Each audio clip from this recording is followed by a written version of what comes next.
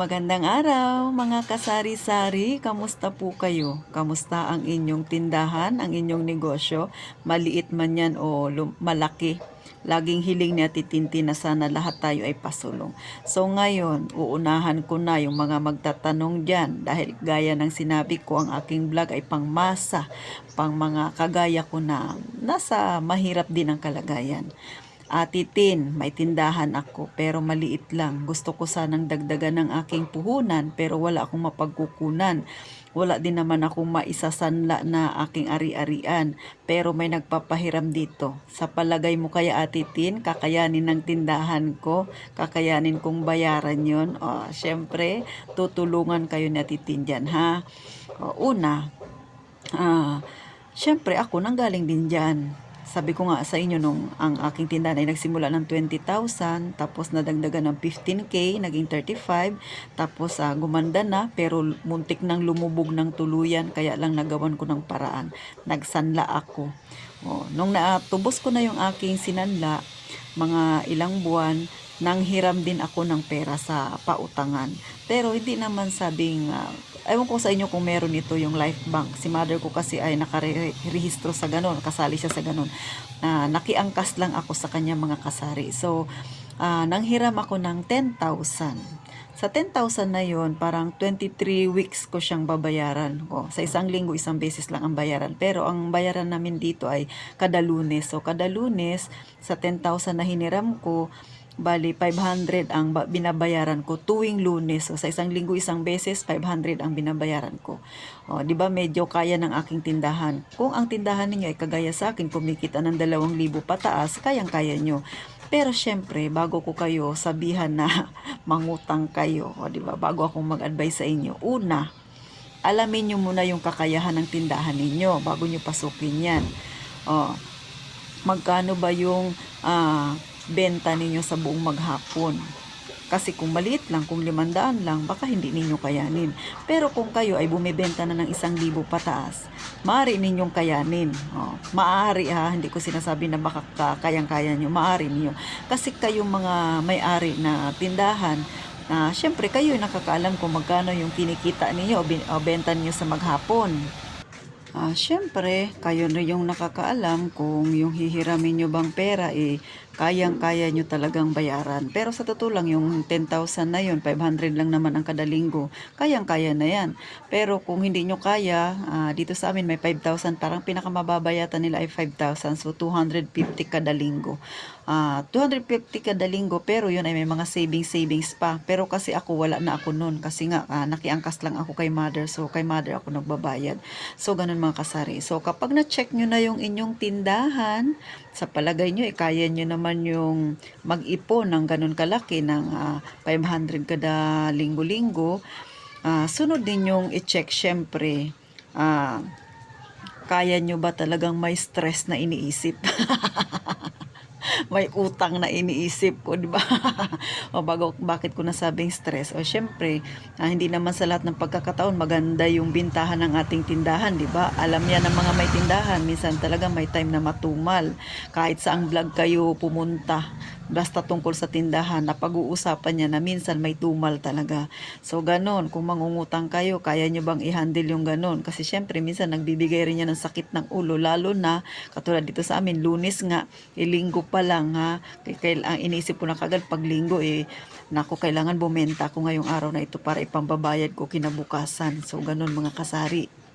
Kaya, dahil ako ay 10,000 yung aking hiniram, 500 ko. So, pag nagkabenta na ako sa umaga, iniisip ko sana magkabenta ako ngayong umaga, 500 na kaagad. O, di ba, hanggang tanghali.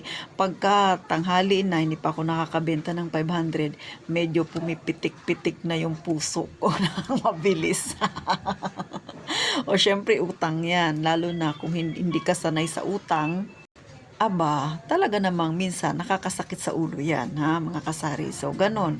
Kung na-check nyo na nakaya ng tindahan ninyo bayaran ng utang nyo, i-check nyo rin yung sarili ninyo. Gaya nga ng sabi ko, kung hindi kayo sanay sa utang, ipipitik-pitik yung dibdib ninyo.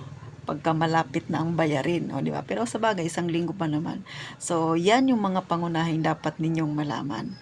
Syempre, ito dagdag kaalaman din ni Ate Tintin sa inyo, dagdag tips. Kapag kayo ay nakahiram na ng pera, mga kasari, syempre yung hihiramin ninyong pera, dapat maliit lang yung tubo.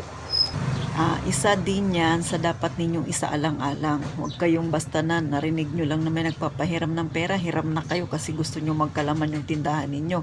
Tapos malaman-laman nyo, ang laki pala ng tubo. So wala rin mapupuntahan yung hiniram ninyong pera, kundi doon lang sa tubo na ibabayad ninyo. Baka imbis na makatulong sa tindahan ninyo na lumago, baka paurong ang mangyari, mga kasari. Kaya take note ha, bago manghiram ng pera, alamin ilang porsyento, magkano ang babayaran, kaya ba ng tindahan ninyo.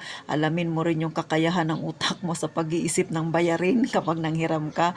At saka yung pera dapat kung ang hiniraman mo dapat hindi ganun kalaki ang tubo.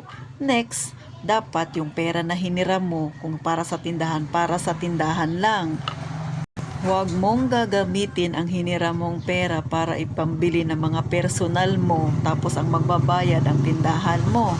Baka ang mangyari niyan, lulubog ang tindahan mo kasi panay labas ang pera, wala kang ipinasok ha. Kaya pag nanghiram ng pera, kung para sa tindahan lang yan. Huwag gagamitin para sa personal kasi magkaiba yun, mga kasari. Yan ang payo ni Ate Tintin sa lahat ng may maliit na tindahan na gustong manghiram ng pera para pandagdag.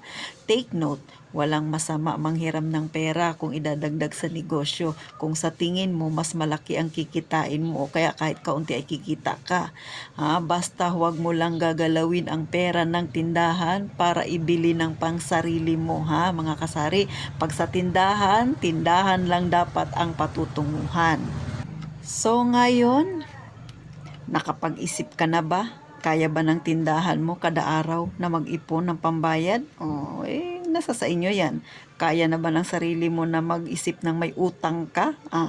At higit sa lahat, dapat sipagan mo pa ang pagbabantay ng iyong tindahan. Kung dati nagbubukas ka ng alas 7, 5:30 magbukas ka na. Kapag ikaw ay may utang, dapat mas lalong masipag ka. Di ba mga kasari, nakakatawa siya pero totoo yan. Kasi ako ganyan, nung may utang ako, mas masipag ako.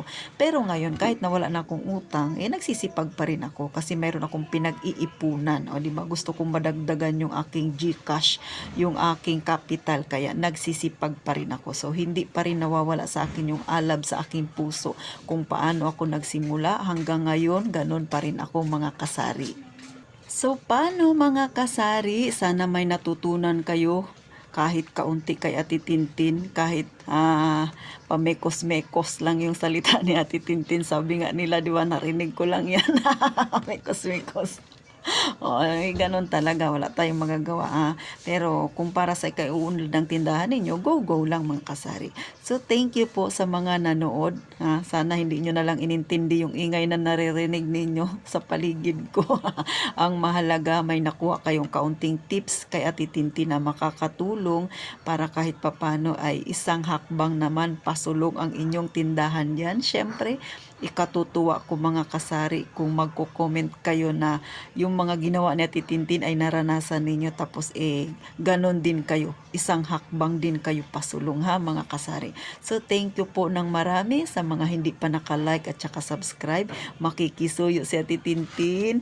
Please po, sana tulong nyo na lang kay Ate Tintin para dumami-dami pa tayo. Marami pa tayo matulungan ng mga kagaya nating kababayan natin na medyo nahihirapang mag-isip kung ano ba ang gagawin nila sa kanilang munting tindahan, mga kasari ha.